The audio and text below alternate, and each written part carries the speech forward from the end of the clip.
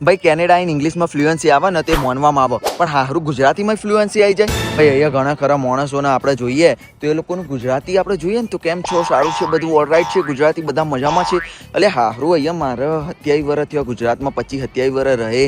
મારું ગુજરાતું કેમ છો, સારું છે, બધું મજામાં છે, નહીં થયું મારા ચમસે સારું છે રહેશે, મારા GJ2 અને SKની મારી ભાષા જતી નહીં. અને હારું અહીંયા 2-4 વર્ષથી આવેલા લોકોને ગુજરાતીમાં ફ્લુઅન્સી આવી જશે. ઇંગ્લિશમાં તો સમજે કે તમે 2-4 વાર IELTS આલી હોય તો થોડું ઘણું ભાઈ ઇંગ્લિશ આવડી જાય, જેમ કે મને આવડે છે, તૂટલું ફૂટલું આપણે ગ્રામેટિકલ મિસ્ટેક વાળું બોલી નાખીએ છીએ. પણ ગુજરાતીમાં ફ્લુઅન્સી એ જ માણસને પછી ઘેરથી ફોન આવે ને તો હાલી માલી બોલી એ હારું, આ ફ્લુઅન્સી ઓરિજિનલ આવે. But on the public, on the front of the peoples, you know Gujarati? Yeah, my Gujarati is like kind of in Canada. When I am living in Canada, my Gujarati will be like a ધડાકા and બડાકા.